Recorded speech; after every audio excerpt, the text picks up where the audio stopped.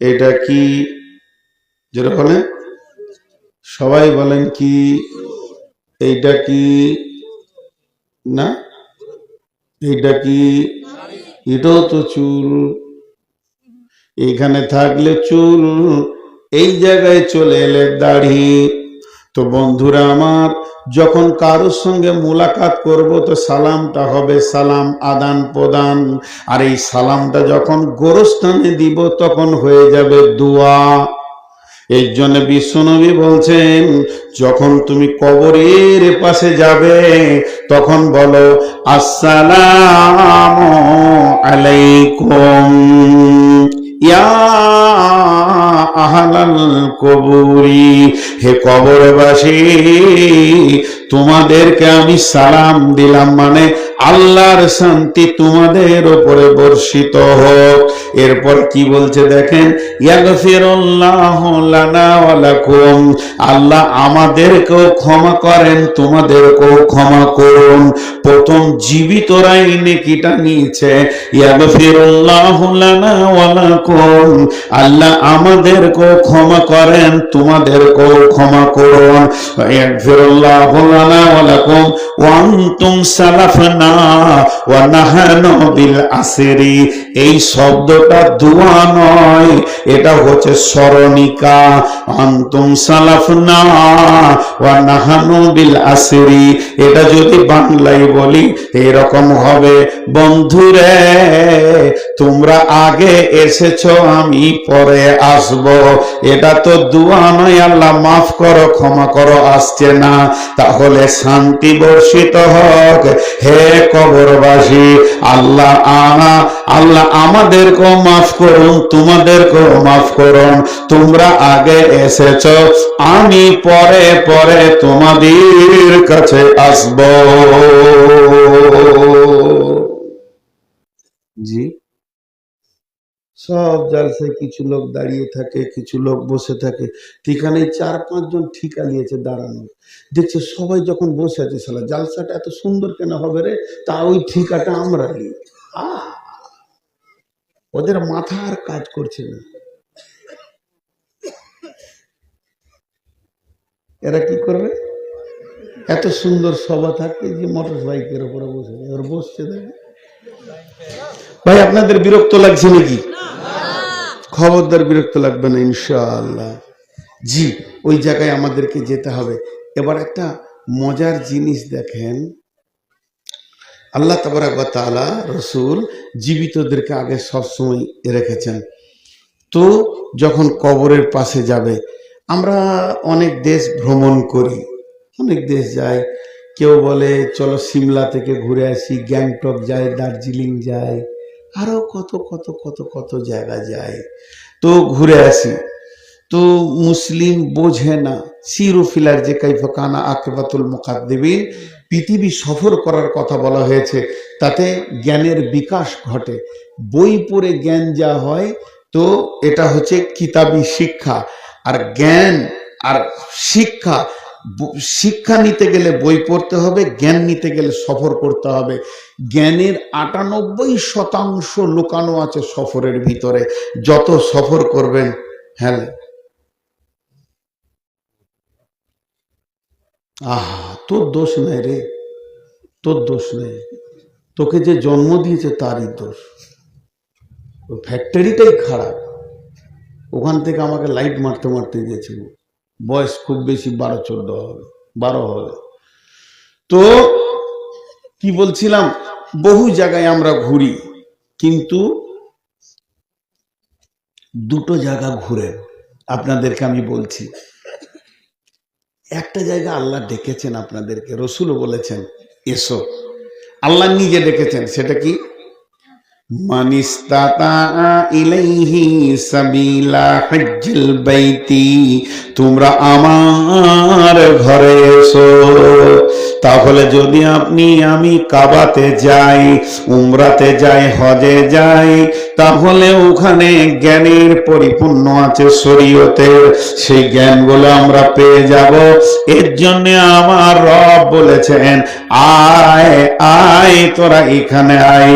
আল্লাহর নবী বলছেন মাহাজ্জাল বাইতি মান ইসতাতা ইলাইহি সাবিলা, তোমাদের যদি টাকা হয় হে মুমিনের দল, যেদিন তোমার বয়স হবে 7 বছর, প্রথম ইবাদত শুরু হবে তোমার সালাত নামাজ। আর যেদিন তোমার টাকা হবে, আমাদের কি টাকা হলে ফার্স্ট চান্সে রোড সাইডে একটা জায়গা কিনতে হবে? জি না, আমার রব বলছে মুমিন তোমার টাকা হলে তুমি আমার ঘরে প্রথম হাজিরি দেবে, বিশ্বটা তোমাকে লোকাল আমি করে দিব। কিন্তু মুসলমান সেখানে যেতে রাজি নয়। এরপরে আর একটা সফরের জায়গা বলছি, টাকা থাক চাই না থাক, যখন বুঝবেন আমার ইমানের দুর্বল হয়ে গেছে, নামাজে আল্লাহকে মনে পড়ছে না, নামাজ রাখতে নামাজ পড়তে মন লাগছে না, আর হজে যেতে মন লাগছে না, ভালো কাজ করতে মন লাগছে না, তাহলে একটা জায়গা বলছি, মা বোন আমার কান করে শোনেন, আপনারাও যেতে পারেন। পোশাককে চেঞ্জ করতে হবে। আল্লাহ তাবারাক ওয়া তাআলা আল্লাহ তাবারাক ওয়া তাআলার নবী আম্মা জান আয়েশাকে নিয়ে গেছিলেন জিয়ারতে, অতএব যেতে পারেন। এবং পুরুষদেরকে বলছি, একবার গভীর রাত্রিতে যখন পৃথিবীর সমস্ত মানুষ ঘুমিয়ে যাবে, তখন একবার কবরস্থানে যাবেন, গোরস্থানে দাঁড়িয়ে দাঁড়িয়ে 2 চোখে দেখবেন, বিবেকের দরজা খুলে যাবে। আব্বা মা, নানা নানি, দাদা দাদি, গাঁওয়ালা, মোড়ল, মাস্তান, আর ডন, আর কত সান্ডা গুন্ডা পান্ডা, তাহাজ্জুদ পড়নেওয়ালা, নামাজ পড়নেওয়ালা, জোর ডাকাত থেকে নিয়ে কত মাস্টার, কত ডাক্তার নীরব নগরে চুপ করে শুয়ে আছে। তারা আর কোনদিন পৃথিবীর বুকে ফিরে আসবে না, আর একবারও জিজ্ঞাসা করবে না বাবা কেমন আছো, কোন জায়গায় তারা পৌঁছে গেছে। বিশ্বনবী বলছেন তুমি কবরে জিয়ারতে যাও, তাতে কবরবাসীর লাভ অত নাই, তোমার লাভ বেশি হবে। তোমার মৃত্যুকে স্মরণ হবে এবং দুনিয়ার উপরে তোমার বেরাদতি আসবে, ঘৃণা আসবে। আখিরাত তোমার কাছে দরজা খুলে যাবে, আমলের ময়দানে তোমার মন জমে যাবে। আমি জিয়েছি, নাউজুবিল্লাহ, নিজের কথাটা বলে ফেললাম। मुझे मंजूर नहीं कि अपनी बात क्या करूं, लेकिन बात ही से बताते ही तो मैं क्या करूं। আমি কবরে গোরস্থানে রাতেও গিয়েছি, দিনেও গিয়েছি, গিয়ে দেখেছি নীরব ভাবে সেই মুখগুলো মনে পড়ে। আব্বা মা, নানা নানি, দাদা দাদি, ভাই, আমার ফুপা, আমার চাচা চাচি, কত ভালোবাসতো, তারা আর জিজ্ঞেস করছে না, নীরব নগরে শুয়ে আছে। বড় বড় আলিমে দিন চুপচাপ শুয়ে আছে, সেই জায়গাটা আমরা স্মরণ করি না, নাই আমাদের কাছে। আমাদের কাছে সেই স্মরণিকাটা নাই, সেটা আমাদের কাছ থেকে হারিয়ে গেছে। জি, আল্লাহ তাবারাক ওয়া তাআলা বলছেন তোদেরকে আমি যে রোডে ছেড়ে দিয়েছি, ওই রোডের সামনে রয়েছে কবর। আল্লাহু মুত্তাকাসুর হাত্তা যুরতুমুল মাকাবির কাল্লা সাওফা তা'লামুন সুম্মা কাল্লা সাওফা তা'লামুন কাল্লা লাউ তা'লামুনা ইলমাল ইয়াকিন লাতারাবুন্নাল জাহিম সুম্মা লাতারাবুন্নাহা আইনাল ইয়াকিন সুম্মা লাতুসআলুন্না ইয়াওমাইদিন আনিন নাঈম। জি ভাই, মা বোন, আমার বেটির দল, যখন কবরে শোয়ানো হয় ওই লাশটাকে ছেড়ে আসতে কত কষ্ট হয়। আমি জীবনে দু একবার কবরে নেমেছি। তো আমাদের পড়ার জামানায় এক মাদ্রাসার সাথী মারা গেছিল, তো কবরে নেমে উঠে আসতে কষ্ট হয়েছিল যে আমি তো উঠে যাচ্ছি, ওর কি হবে। তো এর নাম হচ্ছে কবর। কবরে অনেক কথা আছে, শেষ করা যাবে না। তো আমি আমাদের কাছে বলছি, আফালা ইয়ালামু ইদা বুসিরা মা ফিল কুবুর ওয়া হুসিলা মা ফিস সুদূর। আল্লাহ বলেছে, তোমরা কি জানো না কবরে কি রাখা আছে আর কবর থেকে কি পুনরুত্থিত হবে? আল্লাহ কি জানেন না? সব আল্লাহর নখদর্পণে আছে। ইদাল কুবুর বুসিরাত, সেদিন কবরওয়ালাকে তোলা হবে। আমাকে ডাকছে নাকি? আমাকে? হ্যাঁ, চিল্লাইছে কেমন? একটা সভাতে একটা লোককে ডাকবে তো ইশারায় ডাকেন, কোন রকম লোক? তাহলে আমার দিকে একটু ধ্যান দেন। আপনাদের বিরক্ত লাগছে নাকি? চলেন একটু এগিয়ে যাই। হযরতে ওসমান গনি কবর দেখলে অঝোর নয়নে কাঁদতেন, কবরের কথা শুনলে অঝোর নয়নে কাঁদতেন। সাহাবীরা প্রশ্ন করলেন, আমিরুল মুমিনিন খলিফাতুল মুসলিমিন, ও ওসমান গনি, আপনি জাহান্নামের ভয়ে যত না কাঁদেন, আপনি পুলসেরাতের কথা শুনলে যত না কাঁদেন, কবরের কথা শুনে তার থেকে বেশি কেন কাঁদেন?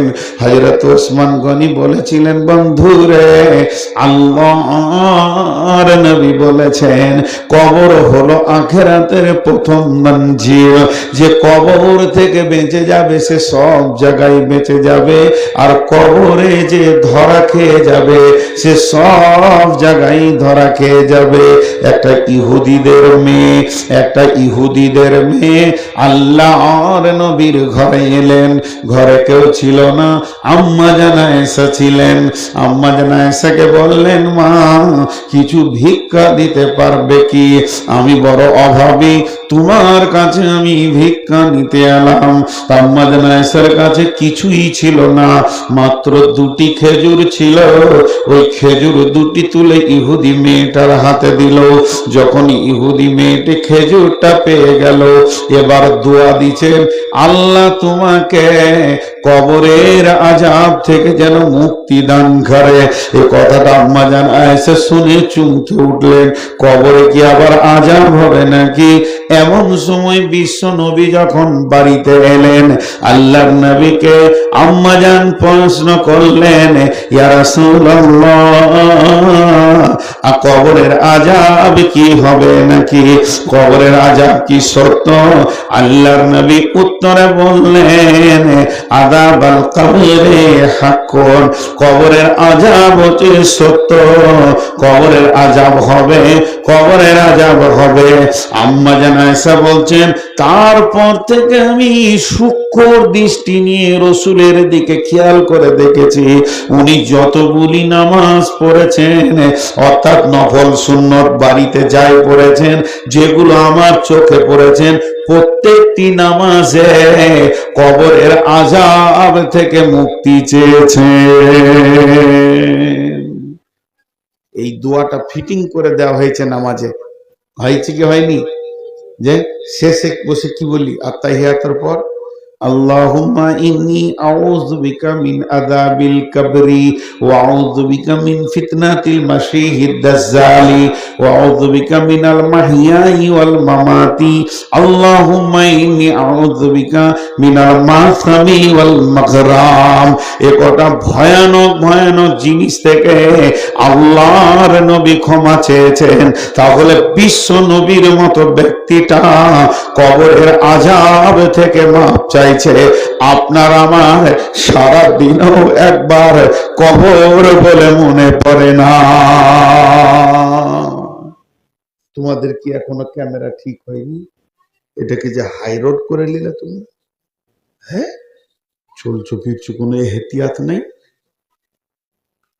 তো কথা বুঝার চেষ্টা করেন আপনারা, খুব সুন্দর। ওই জন্য আমি বললাম না, সভা যদিও ছোট হয়, মন দিয়ে যদি শোনে, আমার মনে হয় মালদাতে এত সুন্দর সভা খুব কম পেয়েছি, 2-3টে পেয়েছি। এর আগেও একটা হয়েছিল এই তালগাছির দিকে, কোথায় ছোট্ট মতো না একটা হয়েছিল, তালসুনা, ওটা তো বড় ছিল, ছোট্ট, সব লক্ষ্যটা বেশ মজবুত শূন্যওয়ালা ছিল। আজকে বলে যত তৃপ্তি পেয়েছি, বড় সভাতে পায় না। এদিকে 12টা ভ্যান ভ্যান করবে, ওদিকে 14টা দাঁড়িয়ে আছে, ওদিকে 3টে গল্প করছে, তার থেকে এটাই ভালো। হাতি যত বড়ই হোক না কেন, জিভে পানি আসবে না, ছাগল দেখলে যে লোভটা লাগবে। জি হ্যাঁ, তো ছাগল হলো হালাল, হাতি হলো হারাম। অতএব আপনারা মন দিয়ে শুনেন, আজকে খুব ভাইটাল সাবজেক্ট ধরেছি। এই কবর থেকে যতজন পাস করে যাবে, এখন আপনাদের একটা প্রশ্ন থেকে যাবে যে বিশ্বনবী বলেছেন কবরে 3টে প্রশ্ন করা হবে। প্রশ্নের কথার দিকে যাচ্ছি আস্তে আস্তে, কিন্তু কবরের সাবজেক্টটা আগে সেরে নি। জি, সব থেকে কবরে যে লোকটা কম সময় থাকবে, আদম আলাইহিস সালাম কখন মরেছে? হাজি, কবরে বেশি থাকা ভালো না কম থাকা ভালো? জি, এ বলছে কম থাকা ভালো। আপনারা কি বলছেন? বেশি থাকা ভালো, কম থাকা, যার যেমন মন আসছে সে সেরকম বলছে। তো যাই হোক, কবরের আযাব আছে, কিন্তু একটা মজার জিনিস আছে। এই দুনিয়াতে একটা ফিতনাবাজ দল এসছে, ওই দলটার নাম আহলে কোরআন। ওরা বলে আমরা হাদিস মানি না, কোরআন মানি। ওরা কত বড় গরু, রসুল রসুলকে মানবে না আর আল্লাহকে মানবে, তাহলে ও দিন বুঝতে পারবে? আল্লাহ বলেছেন নামাজ পড়ো, এ পড়বে কেমন করে? রসুলকে ফলো করবে, তবেই তো নামাজের সব জিনিসটা পাবে। ওখানে তো প্র্যাকটিক্যাল পাঠানো হয়েছিল, কিন্তু ওরা মানে না। যে ওদের মত হচ্ছে যে কবরে আযাব নাই, কবরে আযাব নাই। কবরে যদি আযাব হবে তো কিয়ামতের মাঠে হিসাব হবে বলছে। তো হিসাবের আগে আযাব কেন হবে? কথাটা বুঝাতে পারলাম? আমার হিসাব হবে তারপরে তো আযাব হবে, তার আগে আযাব কেন হবে? এটা ওরা বলেছে, ওদের প্রশ্ন টেনেছে। আরেকজন প্রশ্ন টেনেছে যে পৃথিবীর আগুন থেকে জাহান্নামের আগুন 70 গুণ বেশি তেজ। তাহলে একটা কবরে যদি ওই আগুন জ্বলে, তো উপরকার মাটি তো পরপর করে শুকিয়ে যাবে, তারপরে তো ওর উপরে হাঁড়ি দিলে ভাত হবে। প্রশ্নগুলো দেখেন, প্রত্যেকটা প্রশ্নের উত্তর আছে আর কি। আপনাকে একটা একটা করে উত্তরগুলো আগে দিয়ে দিই। ওরা যে বলেছে কবরে আযাব হবে না, এটা ওদের ভুল ধারণা। ছোট্ট করে একটা উদাহরণ দিই। আপনাদের গ্রামে একটা দোকান আছে, ওই দোকানে আমি ধার খাই, আমার একটা খাতা আছে, ওই খাতাতেও লিখে রাখে আজ খাই কাল খাই, টাকা দিই। এখন ধরেন আমি টাকা দিতে গেলাম, তো বলছে মৌলানা সাহেব খান, আমি এখন নিব না, একবারে রমজান মাসে নিব। তা আমি বলছি না শুনেন, একসঙ্গে অত টাকা দিব না। তো ঠিক আছে, হিসাব করতে হবে না, হিসাবটা পহেলা রমজানই হবে, আমি উমরায় যাব, তো আপনার সঙ্গে হিসাব নিকাশটা করেই বেরিয়ে যাব। কিন্তু এখন কিছু জমা রাখেন, কিছু জমা রাখেন, 10,000 জমা দিলাম, 5,000 জমা দিলাম, মাঝে মাঝে দিতে আছি। আচ্ছা, এইভাবে যদি আমি জমা দিই, হিসাবের দিন আমাকে টাকা কম লাগবে না বেশি লাগবে? বন্ধুরা আমার, আল্লাহ তাবারাক ওয়া তাআলার এটা দয়া যে কবরের আযাবটা এটা দয়া, তুলসিরাতটা দয়া, কিয়ামতের মাঠটা দয়া। বাংলাদেশে একটা জালসায় বলেছিলাম এগুলো হলো আল্লাহর দেয়া নিয়ামত। যদিও কবরের আযাব, তারপরও নিয়ামত শব্দ ব্যবহার করছি কেন? এগুলো আল্লাহর দয়া। জি, দয়া কেন? একটা ছোট্ট উদাহরণ আবার দিব, তাহলে চট করে বুঝে নেবেন। এই গ্রামে একটা মার্ডার হয়েছে, মার্ডার হয়েছে বড় ধরনের কোনো পার্টির নেতা, 15-20টা ছেলেকে বেঁধে নিয়ে চলে গেছে।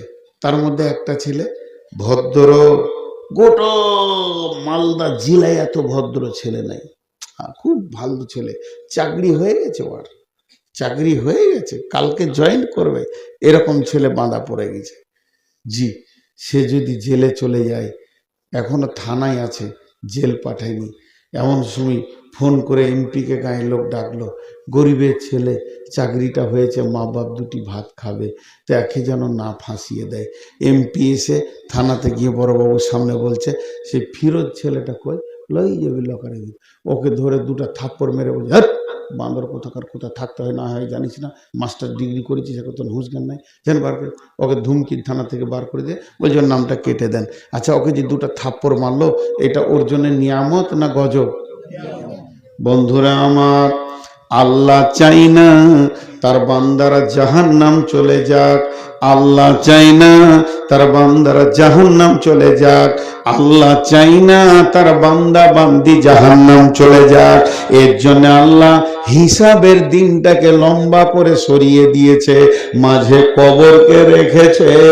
তোরা যে কটা গুনাহ করে আসবি, কবরের ভিতরে আযাবটা নিয়ে যেন কিয়ামতের মাঠে যখন উঠবি, তখন দেখা যাবে অনেকের আযাব মাফ হয়ে গেছে, কারণ এখানে মাল কিছু জমা পড়ছে। অনেকের আযাব আর জাহান্নাম যেতে হবে না, অনেকের আবার যদি খানিকটা বাকি থাকে তো কিয়ামতে দাঁড়িয়ে থাক, তারপরও আল্লাহ চান না আমার গোলাম জাহান্নাম চলে যাক। এরপরে পুলসেরাতে দেবে, আরো খানিক গুনাহ ক্ষয় হয়ে যাবে। তার মানে আল্লাহ চাইছে হিসাব হওয়ার আগে কিছু মাল আর জমা হয়ে যাক। অতএব বন্ধুরে, কবরের আযাব সত্য, হিসাব যদিও পরে হবে, আল্লাহ চেয়েছেন যে আমার গোলামরা বেঁচে যাক জাহান্নাম থেকে। আযাব আল কবরে হাক্কুন, কবরের আযাব হচ্ছে সত্য। জি, এটা একটা উত্তর দিলাম। দ্বিতীয়, মাটিটা তাপ হবে না কেন? একটা বিজ্ঞান কেমিক্যাল তৈরি করেছে, খুব ভালো করে শুনবেন। বিজ্ঞান কেমিক্যাল তৈরি করেছে, ওই কেমিক্যালটা হলো তেলের মতো, মোবিলের মতো, যে এরকম করে মাখতে হবে। একটা জীবিত মানুষকে গোটা বডিতে কেমিক্যালটা পালিশ করে দিতে হবে, মাখিয়ে দিতে হবে, যেন ওর এক চুল কোথাও বাদ না থাকে মাখতে। ধ্যান দিয়ে শুনবেন। কেমিক্যালটা যখনই ওর মাখা হয়ে যাবে, কেমিক্যালটা যখনই মেখে নেবে, মাখা হয়ে যাবে, ওর বডিতে একটা কারেন্টের শর্ট মেরে দেবে। বেশিক্ষণ লয়, মাত্র তারটা লাগাবে, 1 সেকেন্ড আর তুলে নেবে। ওর যত ভিতরটা আছে পুড়ে সঙ্গে সঙ্গে কালো ছাই হয়ে যাবে, কিন্তু চামড়াটা কিছুই হবে না, যেমনকার তেমনি থাকবে। একটা জিনিস উদাহরণ দিলাম। 2 নম্বর, এই কারেন্টটা আসছে কোথা থেকে বলেন? কারেন্টটা আসছে কোথা থেকে? পাওয়ার হাউস কোথায়? ফারাক্কা, মেন পাওয়ার হাউস ওখানে উৎপাদন হচ্ছে। তাহলে ওখানে ফারাক্কাতে আগুনটা ছাড়ছে, আর আপনার ঘরে হিটারে ভাত